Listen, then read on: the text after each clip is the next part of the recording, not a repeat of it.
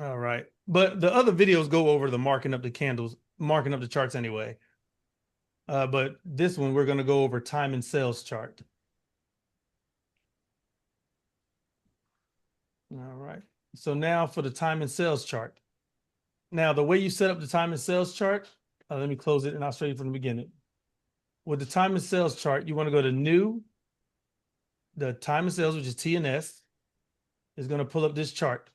Once you open up this chart, you want to right click on the chart, go to instrument, and you could choose NASDAQ or whichever instrument you want to watch. But I trade NASDAQ, so I choose the NASDAQ. You're also going to right click and go to properties. Under properties, you want to go to where it says size filter, and you want to change that to something higher than 1. Because if you keep it at 0, it's going to show you every trade that everybody who's trading puts in. If you put in a 1 contract trade, your trade will pop up as well. So I put mine on size filter of 5 because I don't want to see any trades lower than 5 contracts, right? Because I trade 1s and 2s. I want to see where the big contracts are coming. Also, I put it at size filter 5 because the guys that will put in 20, 30, 40, 50 contracts, they normally get out of the trade in increments of 5 or 10. So they'll put in a trade for 50 contracts and they'll just chip off five contracts every time they start making money. So I want to see when they get out of the trade as well. So that's why I put mine at 5, size filter of 5. How do you chip off contracts? When you're trading a bunch of contracts, as the market goes up higher, you can literally take your profit at five contracts at a time. So you would just move your stop loss up, and I can show you how I do that as well. But yeah, so that's how I set up my TNS. But as far as the contracts, I can pull it up right here. Where's my 10 contracts at? So those guys that put in a bunch of trades, this is what their ATM strategies looks like, right? So they'll put one at 65, at 70.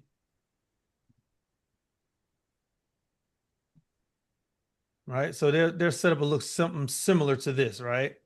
So when they place a trade, say they sell the market, their contracts will look like this. So what I mean by chipping off is as they goes and makes money is knocking off 2 contracts as lower it goes, it just takes out 2 contracts at a time. So when you're doing a trade with 50 contracts, they might do 5, 5, 10, 15, 20 increments of 5. So as the market goes down, it knocks out their trades as it goes down 5 contracts at a time. So that's how you trade when you have bigger accounts or have a cushion in your account. And stop losses, you can move the stop loss and lock in profit like that as well. So that's how they chip off their levels as it goes into profit. But we not at that level yet. Y'all shouldn't be doing that many contracts in minis, but you can do that in micros. You can do this in micros. You can separate the contracts so that you could just lock in your profit as it goes into profit. Instead of just putting 5 contracts and getting out at 5, you can just get out at 1 at a time. 1 contract here, 1 contract there, and you can leave a runner that doesn't have a target at all. It just keeps running. That's in custom strategy parameter. Yeah, yeah. You say you want to see the strategies?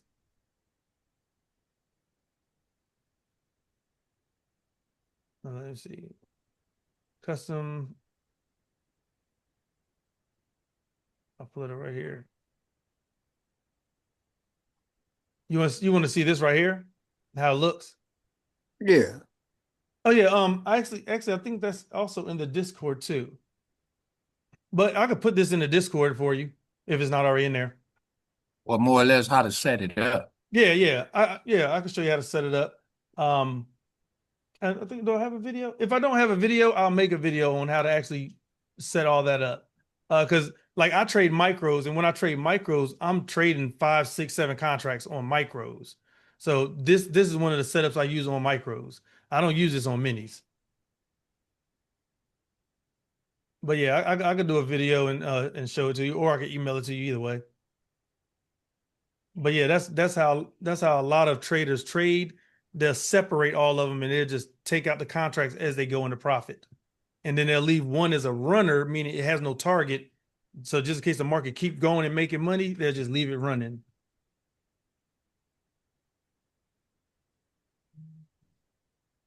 But yeah, let me close that. That's how that looks.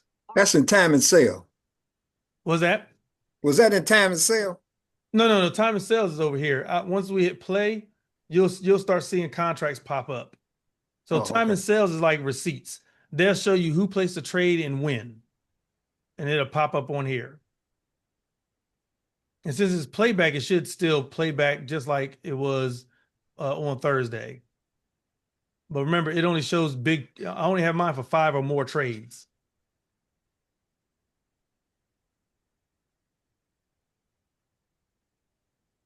All right, so I hit play. It's only 8:38 in the morning. So once I mark off my chart, I don't place a trade until at least 9:30 once it opens. But you can trade the pre-market. Anything that you trade before 9:30 in the morning is considered the pre-market, but it's really London. It's London's market. So the market's still moving just fine. It's just sometimes it's a little slower because it's only London trading. Now, when New York open at 9:30 is London and New York. London closes about 11 o'clock. So that's why I don't normally trade after 11 or after lunchtime, because the market after lunchtime is not the same market in the morning, because after lunch is only New York trading, is no longer New York and London trading. And like right there, you see how it popped up 5 contracts. Orange means a short. They want the market to go down. So they put in 5 contracts for the market to go down. Hold on one second.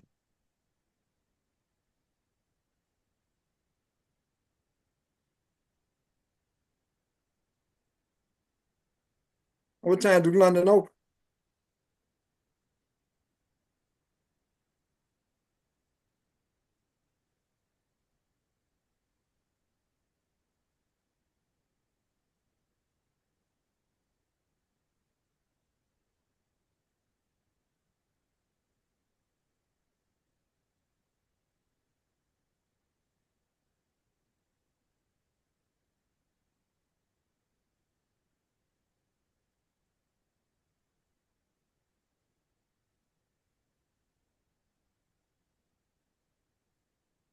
All right, I'm back. I had to put my dog up because she was yapping in the background. All right, so right here, New York. So at 8:40, the reason why I like playback is because you can fast forward playback. You can put it on 2 times, 3 times the speed and speed up to where you want the market to go to, or the timer. Also, when I take a trade, I like to speed it up so I can see how the trade plays out. That's the great thing about the playback. You could fast forward it or rewind it. Y'all see that? Somebody put in 40 contracts for it to go down, and look at it started going down. And it shows you where they put it in at. 8:43 in the morning, they put the contracts at 23,05045. That's right here. 23,045. They put in a short with 40 contracts. Sure enough, it dropped down.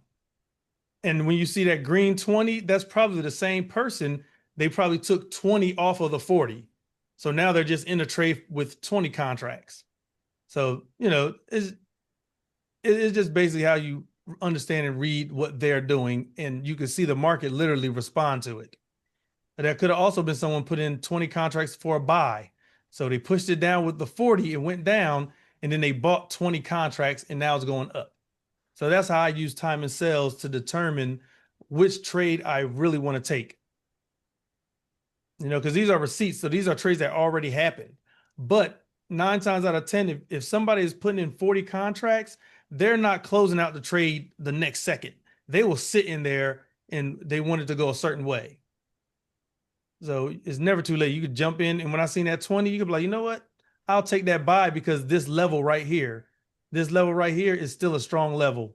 I normally don't use it until after 9:30, but it's still a strong level pretty much anytime after the closure of the previous day. That is the LIS, line in the sand.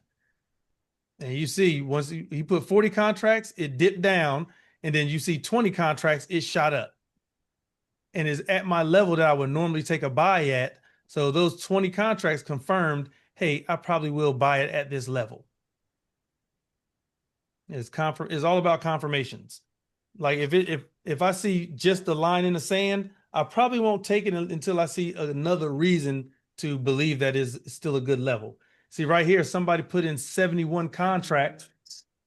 They put in 71 contracts for the market to go down, and it sure enough dropped down. So they literally react. Anybody that's putting that many contracts, he has a lot of money. Because you, even with a $300,000 trade account, you can't do 71 contracts. So these are people that have millions in their account to even place that. And that was at 23,059. 23,059. He put that in right here. It dropped down. He made his money, and now it's on the way back up because somebody put in 68 contracts right at 59.25. In your assessment of what you just got through discussing, when somebody places a large order like that, would you, okay, in my mind, I'm thinking that, well, they're probably not a beginner. Like you say, they got a lot of money, and also they know what they're doing. Yeah, exactly. No one's going to do that many contracts if they're guessing. But as I said, if you understand what you're looking at, you can take trades off of these all day. Now it's 9:30 open. This is 9:32 now. Now, mind you, that candle, we're going to move this up a little higher because it's the 9:30 candle. The candle that had opened up after 9:30, that's the high is only from 9:30 and before. So if the market shoots up really fast, 9:30 is a cutoff of the high and the low. So now it's locked in. Anything above that, you see it got to the high, it shot above it a little bit, but then it ultimately came down from the high.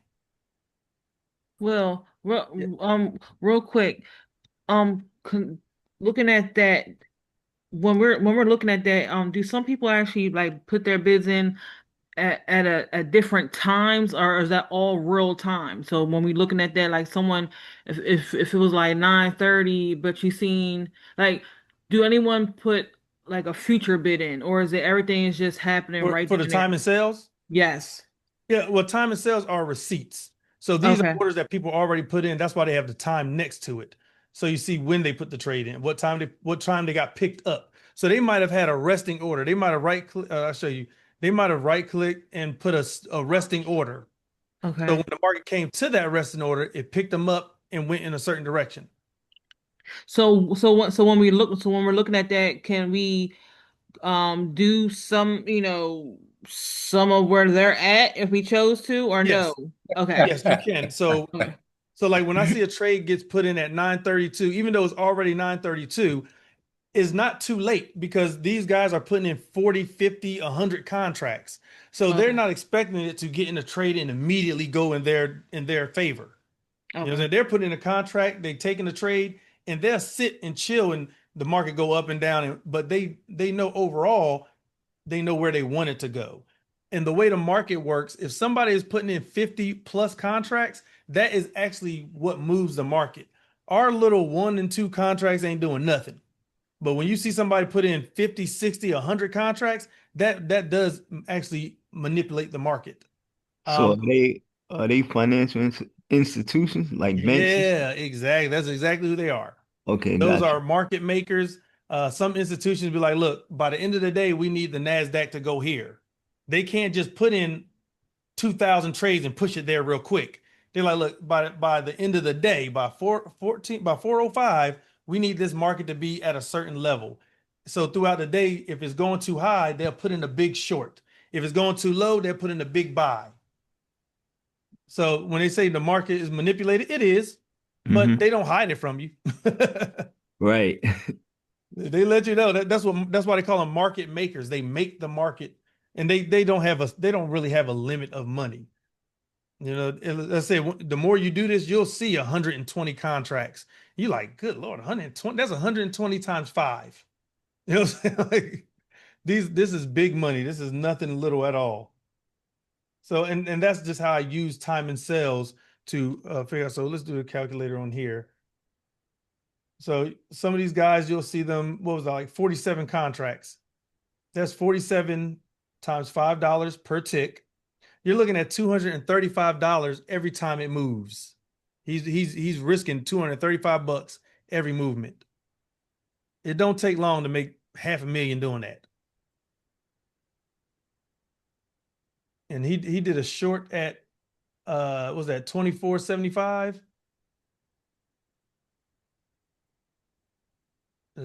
Where was that at? 230 230.24. So he did a short around here. So he's expecting it to go further down. So he don't mind it going against him a little bit because he got plenty of money to take a negative hit before it goes into profit. So he took that trade of 47 contracts short here, and he's just waiting for it to go down. And I can guarantee you, if you fast forward it probably drops below that. Because these guys, they know what they're doing. They know how to move the market down. And it don't, when you're doing that many contracts, it don't have to move a lot. But yeah, that's how I use time and sales. If it's already near a level that I'm already marked off in the morning and it gets close to my level and I look at time and sales and see somebody put in a big movement, which is the direction. So if I want to buy the market and I see somebody put in a big buy, I'm gonna take a buy with them. Like I already have it marked off, expecting to go a certain direction. When it gets there, they confirmed, hey, I'm thinking the same thing enough to put 50 contracts on it. I'm like, you know what? That seems like a good reason. So how many contracts would you have put on there? I'm only doing one. I don't have the account size to do 50 contracts. It just confirms what I'm thinking. Oh, But the okay. most contracts I've done is two or three. Now I have a $250,000 eval where I might do 5 or 6 contracts, but that's rare. I don't do that too much. And look at that. He was right. Was that 24? It went from 24 down to 13. So that's basically 10 points. So 10 points, that's 40 ticks. Let's see this.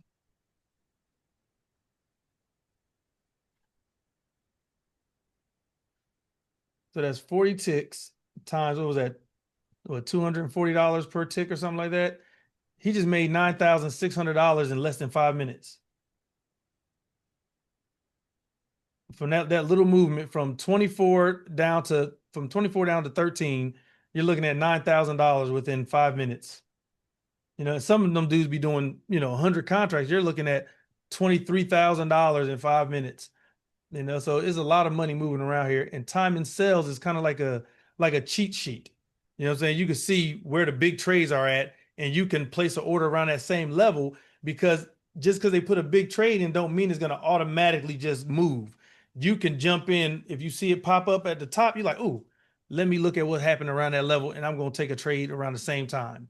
And we're only doing one contract. So if it goes against us a little bit, it's okay because we're not risking nearly as much. We're waiting for it to turn around and get me some money.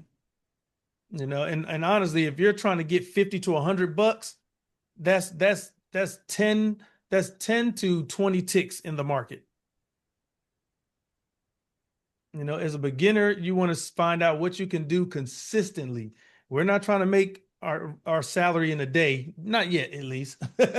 But right now, we're just trying to get consistent. Let me get $50 to $100 per trade. You don't necessarily have to do per day. Like me, I have more than one account, so I try to get 50 to 100 on that trade. Next trade I take, I try to get 50 to 100 on that trade. You know, but if you only have one account, just try to get $50 to 100 a day until you at least get a payout. Then you can start taking more than one trade on that account. But the goal is to get your account approved and then get a payout. Okay. Because once you get a payout, you got a nice little cushion. You know, you done made 1,600 or over 3,000. You got a nice little cushion. Now you can relax a little bit. But my goal is to get you to a payout because there's plenty of people that trade for years and never get one. Hey, Will, Yep. what's the color pink, yellow? Those are normally when people are getting out of a trade. So if you put in a big order to go down and then you see like 5 contracts, that's them Mhm. getting out of that out of one of these trades at the bottom. So green and orange are normally buys and sell. Green is a buy, orange is normally a sell. But when they get out, in order to get out of a buy, you have to sell it. In order to get out of a sell, you have to buy. So to differentiate those trades, you have the yellow and the purple ones indicating when they got out of a trade. Got you. Okay. Okay. And also, when you can right click, what I did, you go to properties, and they have the colors. Oh, where is it? Color right here. They have the color palette, and how I figured it out, I would just literally Googled it because it says below bid foreground. I would Google below bid foreground. That's how I found out. That means that they got out of a sell below the bid because you have a bid and you have an ask. So bid right here is below. So a bid is normally a buy. A ask is normally a sell. So if it was below the bid, they were getting out of a sell. So yeah, so that's what those mean. But yeah, that's basically the time and sales chart in a nutshell. That's how I use it to make money, especially when I don't really see a good trade to take. If the market is at a certain area, it's not near any level that I have. What do I do? And somebody put in 100 contracts, I'm like, well, that's what I'll do. I'll take it at that level that they took it at. Sometime I'll wait a little bit to see what it does around that level, but I'm like, okay, if he took a trade at 23.19, I'm like, well, I'm gonna see what it does around when it gets to around that 19 level, and I might take a trade in the same direction they did. That's if I don't see anything else, and I just want to take a decent trade. But normally I'm more patient, so I will wait till it gets to one of my levels that I marked off and see who puts in a big trade at that area. Because yesterday, I marked off the all-time high or one of the highest levels. Soon as it got there, you just seen a whole bunch of orders going at the same time. Because remember, these levels, we're not the only people waiting at these levels. We're not the only people that mark off these levels. These levels, no matter what instructor you take, they're not really teaching you anything new. The futures market been around since the late 1800s. We might call it something different, but at the end of the day, the level is the same. So support and resistance are just one strategy to make money every day. Now there's just different ways of finding support and resistance. One person, I call it a triple threat. Somebody might call it something different. You have liquidity, it's just at the end of the day, we're just showing you how to find the best option to buy and to sell.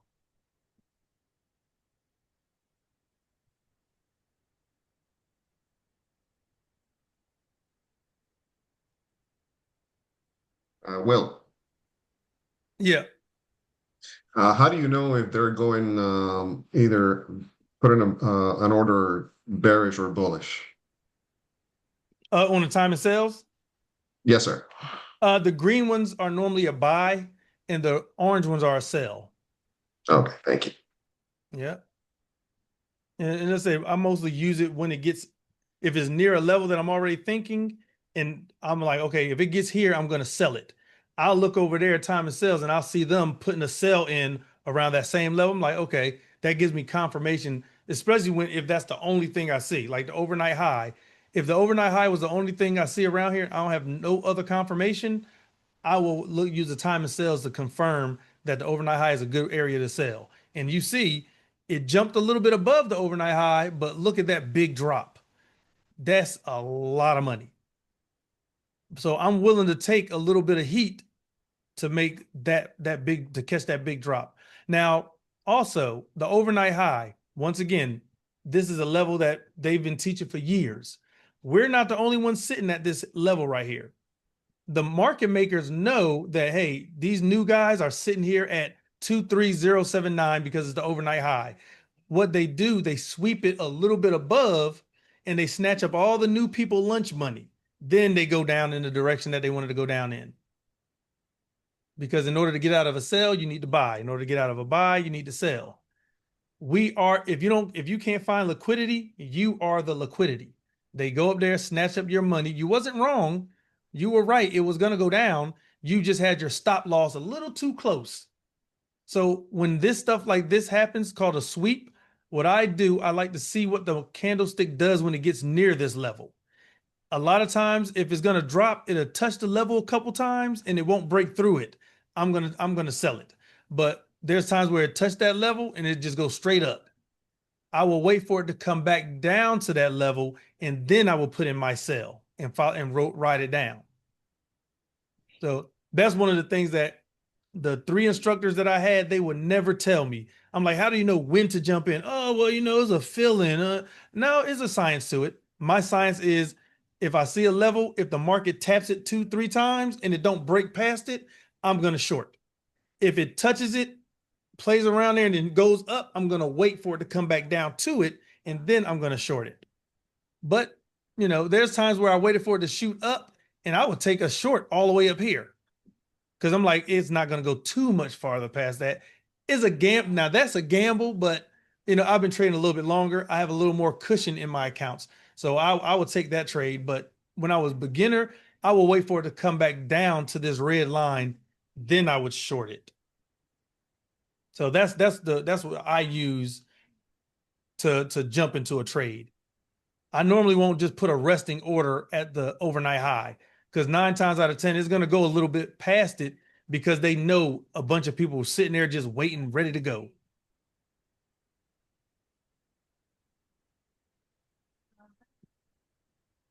All right. What else? Okay. So this LIS level, this level right here, this orange line, you notice how the market went up.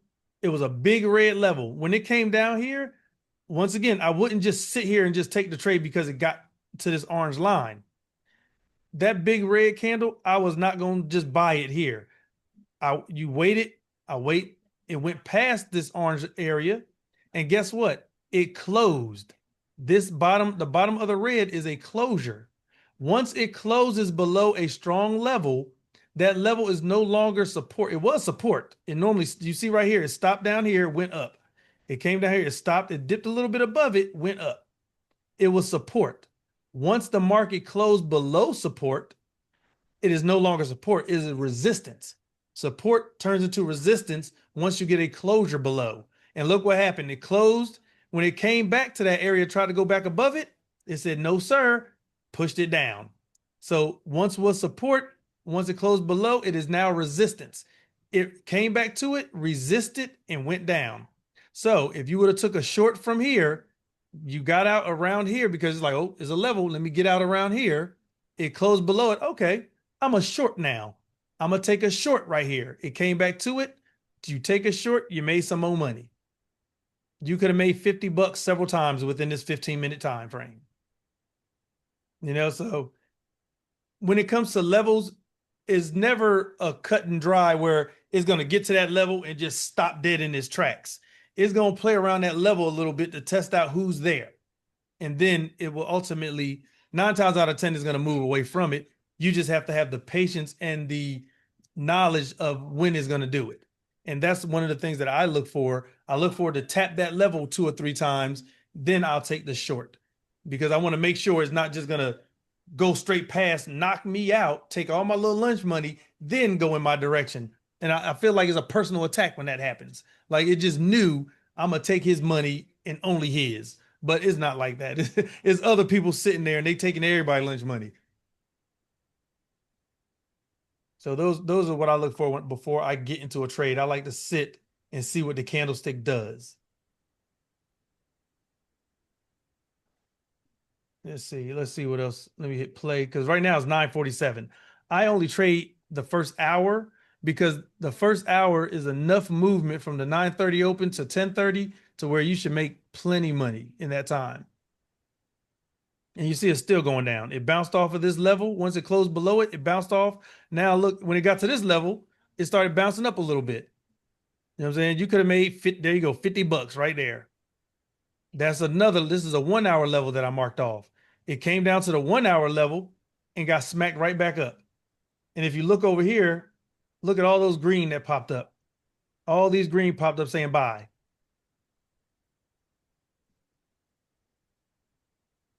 You know what I'm saying? And now look, all the sales started coming in, it went down. Once again, this green line is the overnight low. It got to the overnight low, dipped inside, and now went back up. So you could have got 50 bucks here. You could have got 50 bucks there. You could have got 50 off the sell of this one. Now it tapped this one, went through it, came back, tested the level. There's another 50 bucks, 50 to 100. So you could have got 50 to 100 several times within this hour. You got to trust the levels. We're not trying to make big bank. We trying to get 50 to 100 per trade, get up out of there. I'm Until trying to do we- 100 contracts. Well, that's all I'm trying to do. Huh? What's that? It was my thoughts. I'm sorry. I said I just want to do 100 contracts. That's Oh, all. wouldn't that be lovely? I know, right? 100 contracts, man. And y'all see how it played off of this yellow line too. It dipped below it and went all the way back up here. That's another 50 to 100. That's probably way more than 50 to 100, but we just trying to get 50 to 100 and then it came back through it. So these levels are very strong. They're strong enough to get you 50 to 100, if not more.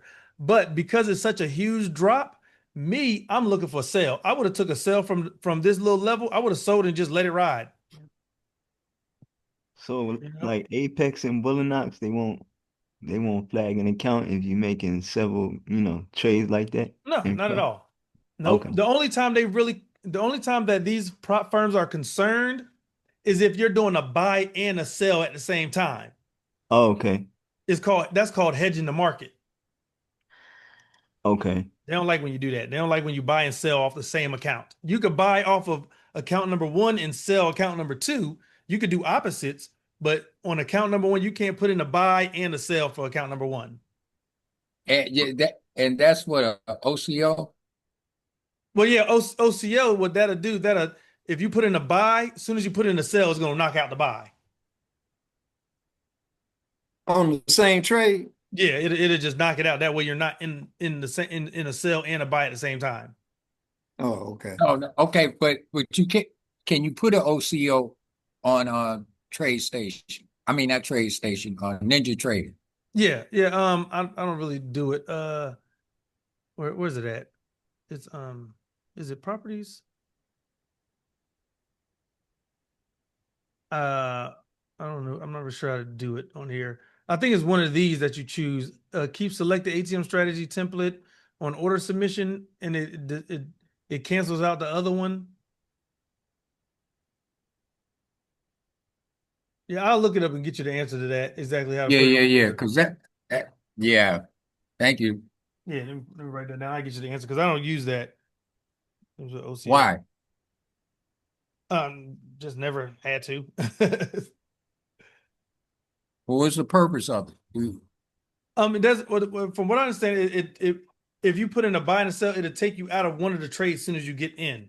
That way, you could put in a buy at a level and a sell at a level, whichever one it gets to first. It'll stop the other one from going through. Okay, because like I was going to use it for the swing high and the swing low, the dotted lines, Yeah, and try to catch it whichever one it hits first, especially if it's in a choppy area. yeah, yeah, and that's what it's used for. That way, you could put in multiple trades, and whichever one it gets to first, it'll stop the other ones. That way, you're not in a buy and a sell at the same time. Okay, yeah, I'd appreciate that Yeah, I'll get it for you.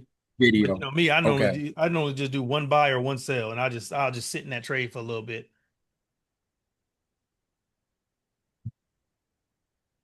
But yeah, but that's like, but as beginners, that's why I give you those levels, the triple threats, the gap strategies, overnight high, overnight low, because those are levels that strong. The market literally reacts to that because there are some of the oldest strategies.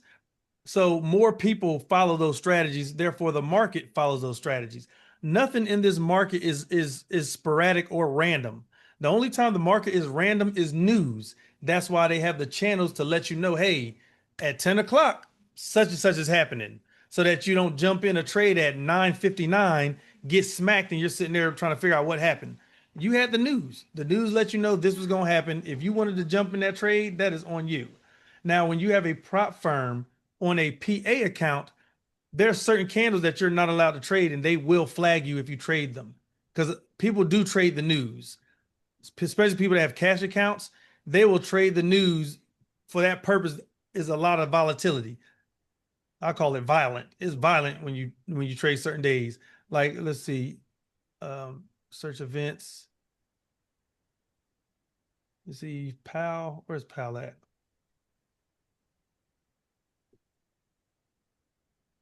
And like Fed Chair Powell, right?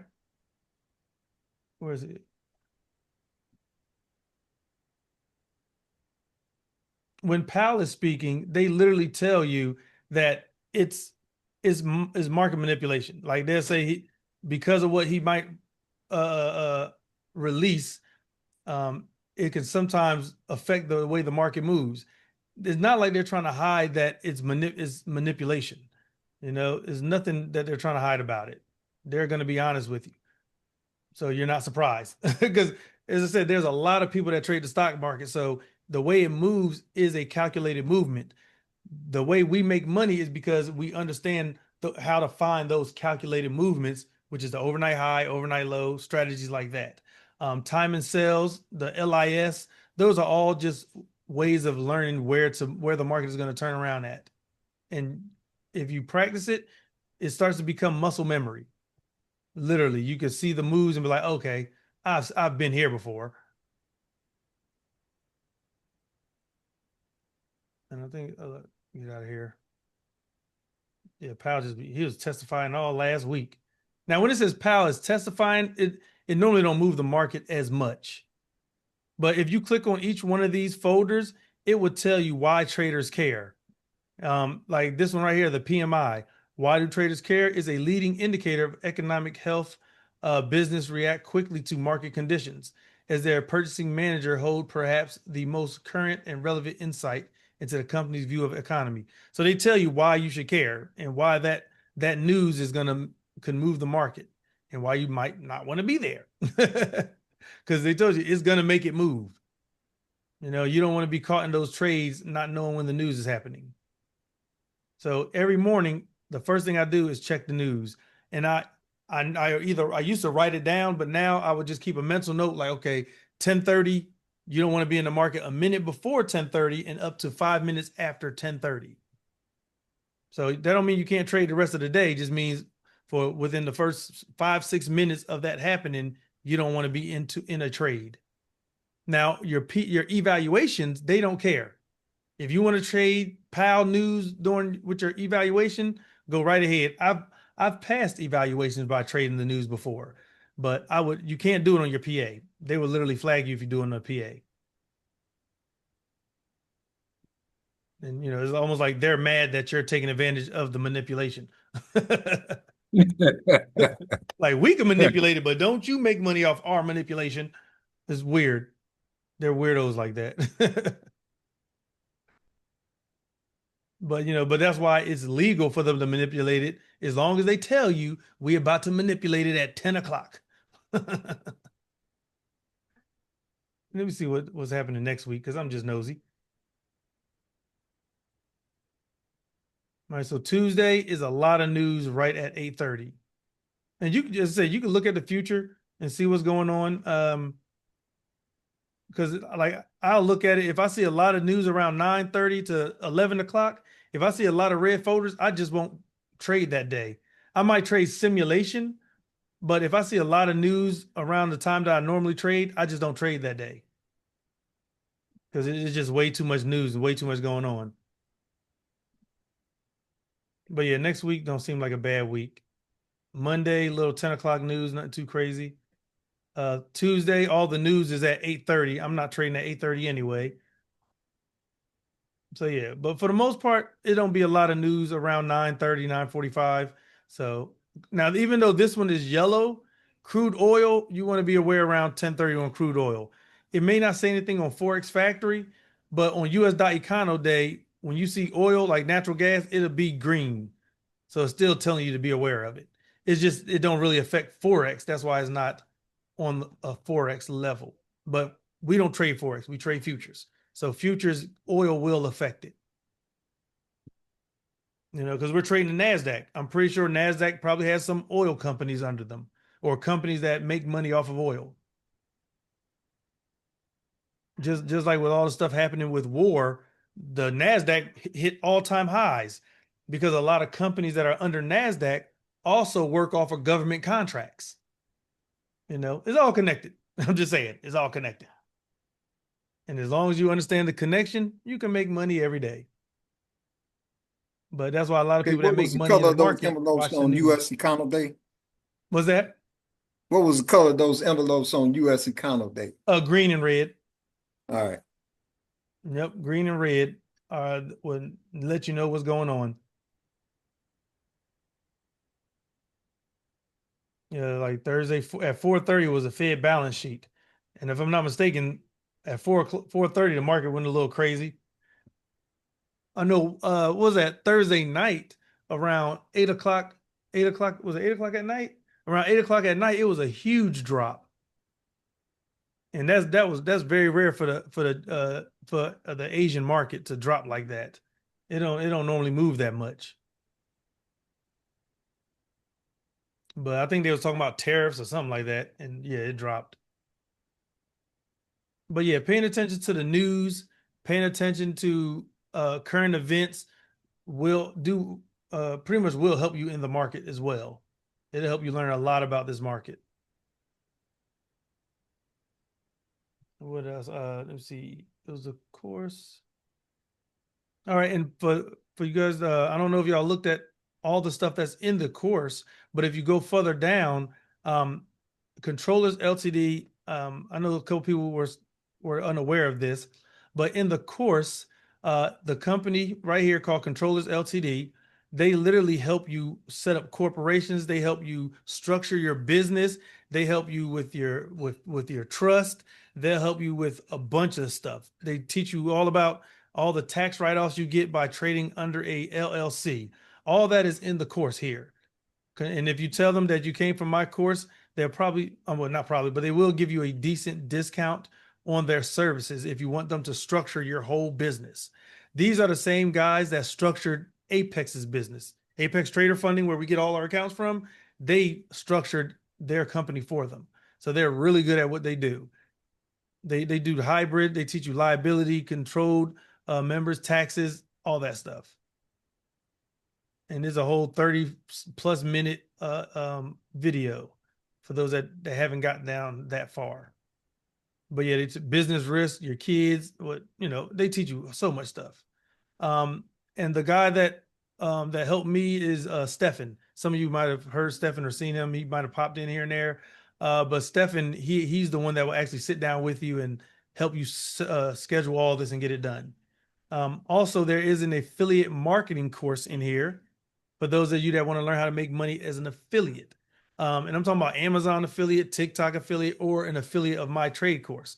Because as students, you guys get 20%. If you know someone that wants to learn how to trade, you send them your link, you'll make $120 off of everybody you send your link to.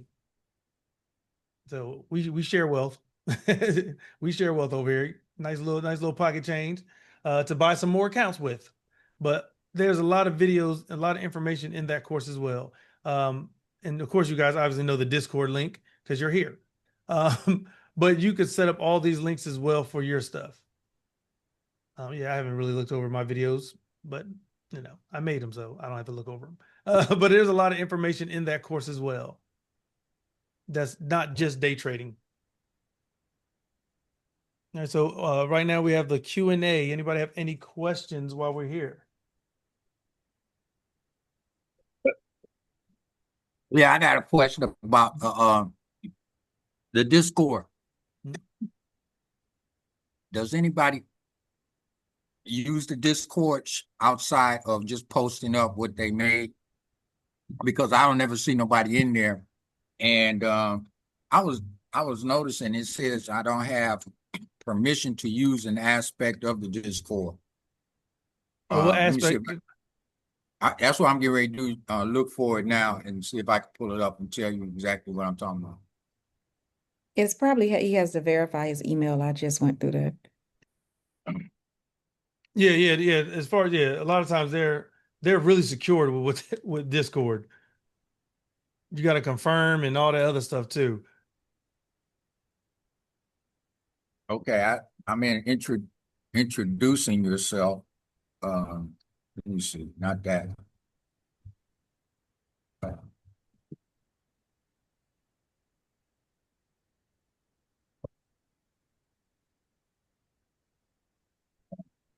Messaging law. Let me see. It says you do messaging not have log? permission to. Yeah, that's the title of where I'm at. It says you do not have permission to view the messages history of this channel. Okay, that might be it might be a permission setup.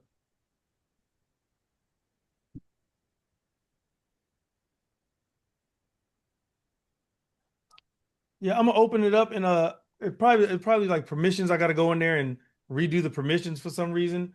That's what me and Mark gotta sit down with and go over, because you're not the only one that had that permission issue with, and I had to go to their name and give them permission to see other things.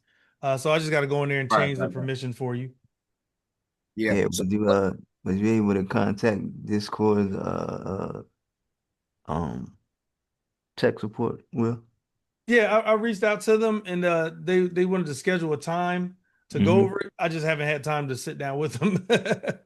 Okay. Because that was right before I had the operation and everything. So now I could go back to them and actually schedule some time with them. And I'm gonna ask them to send me a couple times. That way I'll send them to you. That way we can both be there. Okay, bet. Yeah. Okay, I That way we appreciate can that. both be there and see exactly how some of this stuff works.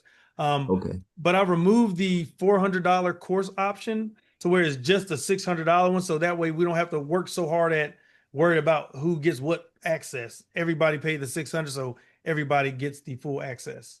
Okay. And once we figure that out, then I might put a lower tier option later on.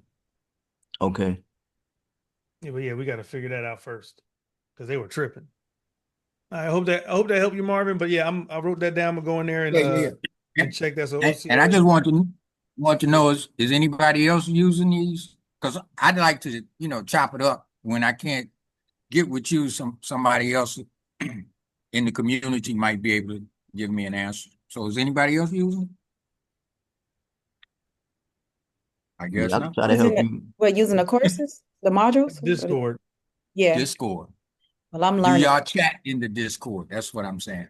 I just got on. I just even learned about Discord, so I'm trying to figure it all out. Just to be Okay. Well, welcome to the club. Well, hey Marvin, if you can't get in touch with Will, this is Mark. You can hit me up on Discord.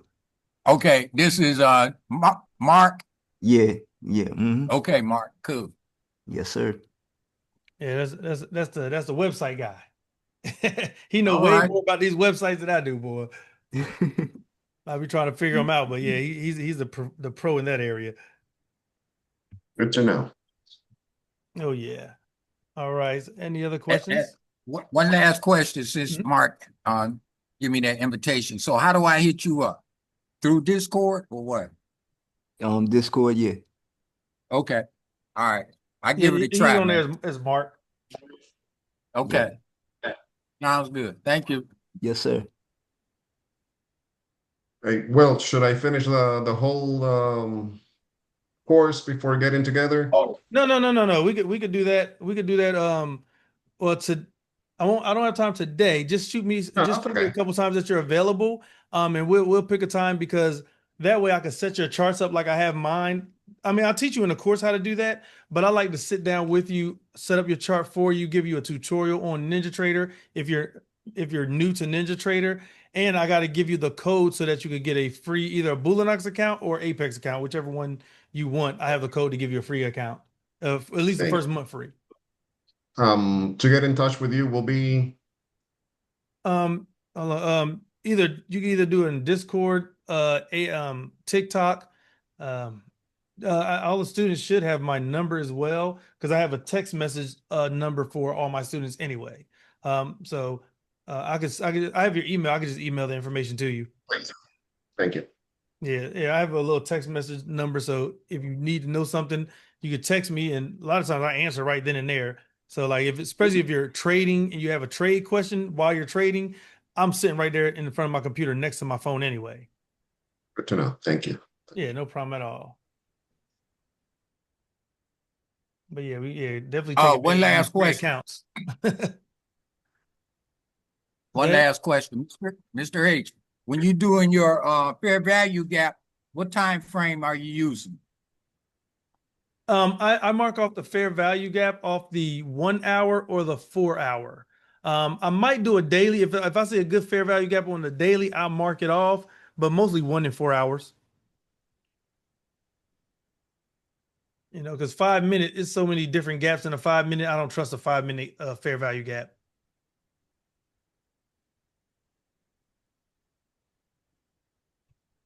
I just noticed I didn't have my camera on. Ain't that something?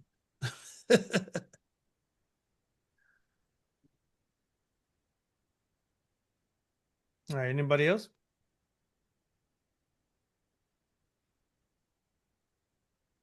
No more questions? This is the best time to ask.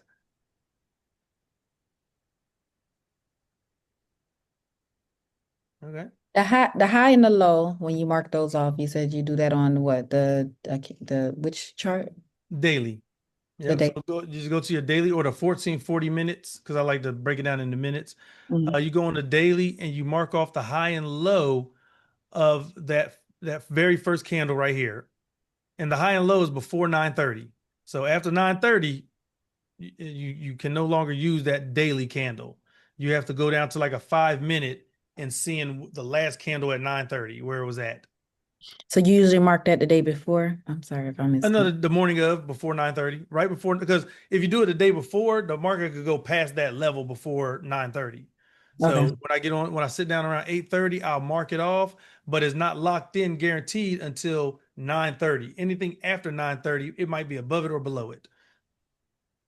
So 9:30 is where I actually mark it off at, high and low at 9:30. Okay. Yeah. Because like right here, this green line was the low, this red was the high, but the market shot above it and then shot well below that low.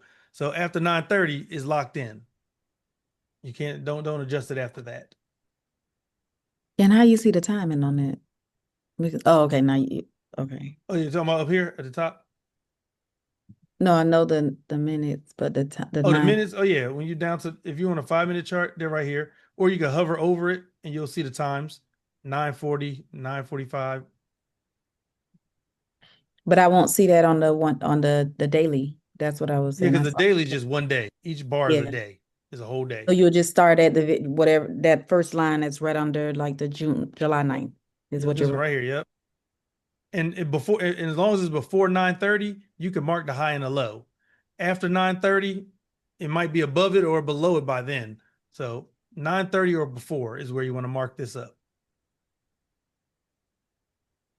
But if you get to your computer after 9:30, you just find the 9:30 candle. So you just go back. This right here is a 9:30 candle. You see is right at the high of this 9:30 candle. So that's the high. So if you get here after 9:30, you can still mark the high. You just have to find 9:30. And you want to see the highest point it was before that. So the high is, the market opens up at 6 o'clock at night. So from 6 o'clock or 1800 till 9:30 is the high and the low, the highest point and the lowest point. So like if you squeeze a 5 minute chart, right here, 1800 is when the market opened up. Right here, the market opened up. So you want to see what's the lowest point and the highest point between this time frame. So 1800, you can mark it off right here, and you can just find the lowest point was here. This was the lowest point, and this was the highest point before 9:30. Anything after 9:30 don't count. It's locked in right here. So right before 9:30, you're saying. Right before 9:30. Yep. You just want to find the highest point and the lowest point in this between 1800 last night or 6 o'clock last night, the night before, up until 9:30 in the morning the next day. And how You want did to you find the highest think and the that? lowest point. How you just squeeze that? I'm guessing I'll need a mouse. At the Is- bottom. Yeah. You don't have a mouse? Yes, definitely need a mouse. Go ahead on Amazon right now. Go ahead, order you a mouse. They about $5, $10 mouse. Gotcha. Yeah, but you just at the bottom, you just click the mouse and squeeze it, squeeze your chart in, and you can see all the information. Yeah, so you can see the highest point was right there. Yeah, you can see everything in there. Okay. But yeah, a mouse will make it a lot easier though. It can help you be real quick on the draw because when it's time to place a trade, yeah, trying to scroll on the pad takes a lot longer.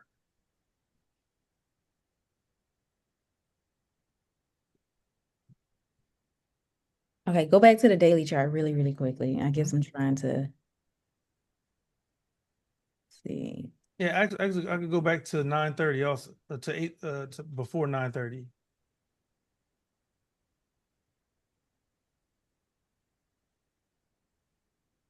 So boom, this is 9:27 in the morning. Right before 9:30, you can mark your low and your high. You can mark the low and the high, and you just watch and you can just play. And right at 9:30, you'll go to the 5-minute candle. It'll be a 9:35 minute candle. So on the daily, before 9:30, you can mark off the high point and the low point. After 9:30, it might be past this level, or it might not even got to it yet. But it's not locked in until 9:30 because it could go higher than that before that, which today it did. 9:30, we was like, cool, it's 9:27, but right before 9:30, it went above that area. Just slightly, but it still went above it. And you can speed it up.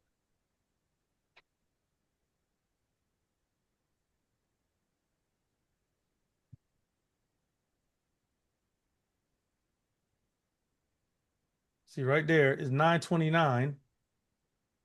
So we're gonna pause it, go to the 5-minute. At 9:29, it went just a little bit above where the high was.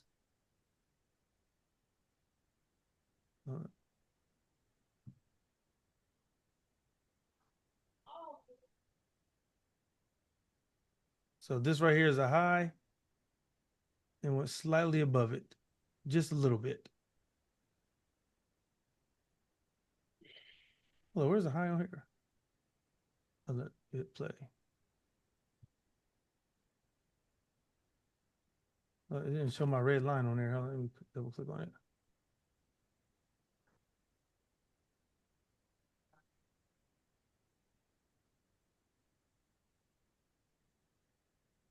All right, there it is. All right, so on here, let me zoom in for you. That's why you see, right? This is the 9:30 candle. That's where the high is. We marked the high on the 9:30 candle. The 9:35 candle shot above it. So, but anything after 9:30, we're not gonna move the overnight high up here because that was after 9:30. So that's why we lock it in at 9:30, and you could have took a trade when it went above it, came back down to it. You could have sold the market there down. But yeah, anything after 9:30, we cut it off.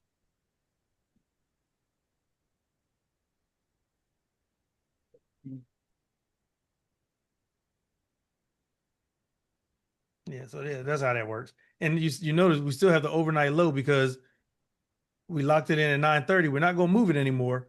You can't move it anymore after 9:30. It's locked in. So we see how the market act once it got down there. It bounced a little bit, then it went back through it because there are strong levels. Is that the very bottom? Yeah. This was the bottom of that candle. So on a daily candle right here, the very bottom was right here, that green line. And see, since it was after 9:30, it broke above the overnight high after 9:30. It broke above it. We're not going to change it because it's locked in at 9:30. But the overnight low hasn't been touched yet. So that's locked in also.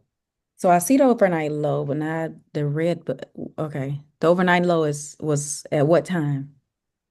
The lowest point of the market, let's look at the 5-minute. The lowest part of the market was all the way back down here at 1:30 in the 1:35 in the morning is where it dipped down to the lowest point and then continued up. So the lowest point we're looking at whatever happens overnight. The highest point we're hitting, or that just happened to be the spot at 9:30 in the Yeah, morning. that just happened to be the highest point at 9:30. Okay. But normally the overnight high and the overnight low is between 6 What's up? o'clock when the market opens at 6 p.m. at y'all night. still doing the video? So whenever Yeah, 9:30 he's still on. They're asking him some questions. Oh, okay. Shit, I lost About- my internet went off. Larry, Oh, it Larry, did? Yeah, It raining out there? storming like a motherfucker. hold on one second. Hold on, Larry. All right. So the overnight high and overnight low are between 1800 when the market opens up 6 o'clock at night, or 1800 when the market opens all the way up until 9:30. You want to find the highest and the lowest point between those two time frames. So 6 o'clock and 9:30. Yep.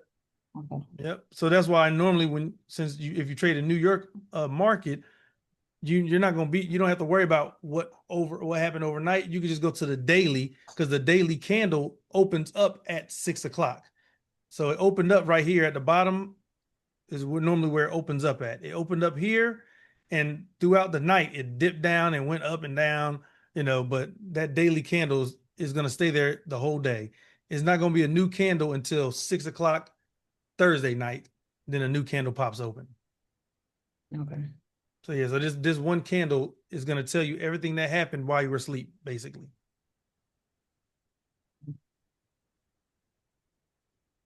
But just in case you get into the market after 9:30, like you didn't look at it at all, you sat here and it was already 9:40, then you want to go to the 5-minute chart and find out, okay, between 1800, which is right here, what happened between this time here all the way till 9:30.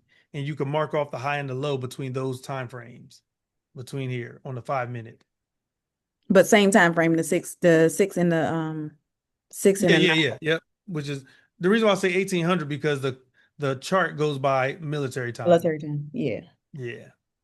So yeah, 1805 is probably the closest you're going to get to 1800. But 1805 and forward all the way up to 9:30 is where you want to see the high and the low. And before 9:30, I'm still on the 5-minute chart. Yeah. Well, no, if you get here before 9:30, you can just go to the daily and you can just mark up the daily chart because it's before 9:30. It's going to show you the highest point and the lowest point that happened. Because this candle isn't created until 6 p.m. So it's going to show you everything that happened from 6 p.m. till before 9:30 when you sit down. Okay. Yep, everything is in that one candle.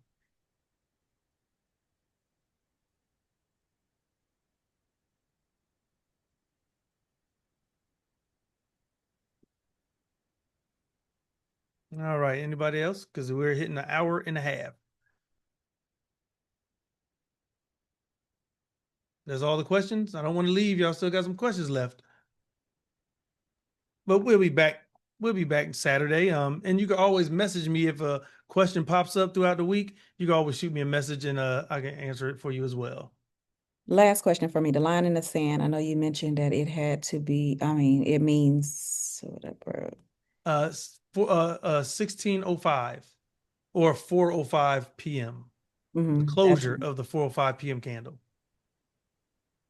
So because that does what again? That's the time you take That is the time that the market makers, the people that work for the institutions, that's what time they take their last trade. So it's just a strong level, because that's basically when they got off of work was at 4:05 in the afternoon. The next day after 9:30, the next day they come back to work. It normally is a strong level because now they're back and they're looking at what happened in the market since that time the day before. Okay. So it's called line in the sand because that's basically when they took their last trade and got off of work. Gotcha.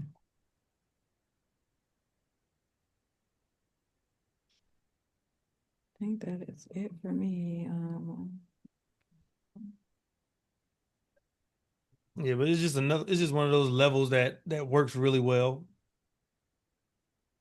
Now, also the LIS, write this down too. You do not use the LIS from Friday to Monday because that's the market closed. So not only did they stop trading at 4:05, but the market closed at 5 o'clock. So it was nothing moving. So I don't really trust that LIS Monday morning from what happened Friday. Only from Monday night to Friday. Well, Thursday night, really. Okay. But yeah, the closure of the market on Friday, I don't use that LIS on Monday.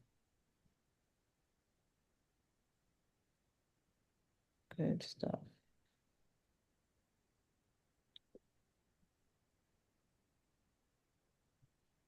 You start using it at 4:05 on Monday, right? Basically.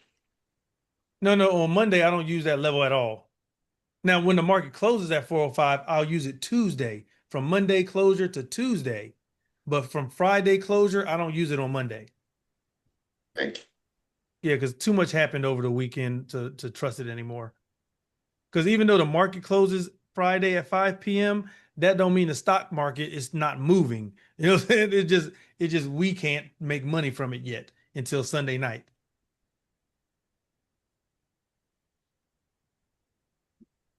Yeah, so yeah, from Friday to Monday, I don't use the LIS. But Monday night to Tuesday, yeah, on the rest of the week, I will definitely use that level.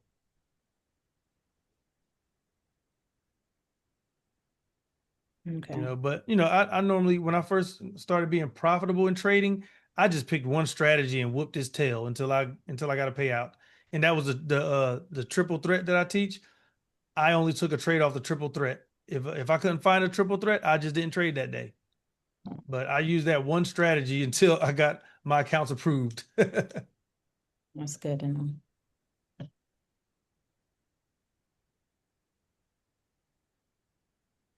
Yeah, because triple threat normally happens often. If for some reason it didn't, I would consider the overnight high or the overnight low as a trade. But for the most part, if I didn't see a triple threat, I just didn't trade that day.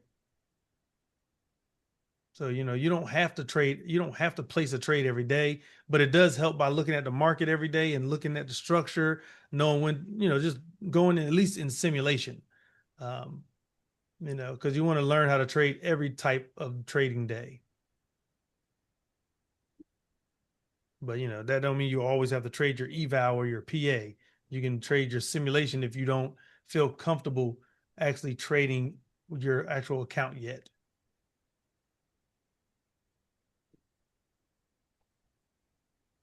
Yeah, I have here, you put something about when when it taps the level 2 to 3 times, then take the short. Is that at the highest point? Oh, that's any level. That's any level that you mark off on your chart. If you're not sure when to jump in the trade, I usually look at the 3 taps. If it taps that level 2, 3 times, is more likely gonna start moving in the direction you want it to go. So if you want to look for a sell, if it goes up and it taps that level 2 or 3 times and don't break past it, then I'll go ahead and feel safe taking the sell then. If it's going down and it taps a level 2 or 3 times on the way down, I will buy it because 2, 3 taps and it don't break through it, not more than likely is not going to continue down. You could go ahead and get a trade and get you some money real quick. Okay. So it's a couple factors that you look at when you trade. The more you practice, it gets really quick. I look at a level 3 taps, I see nothing else going on, I'm taking it.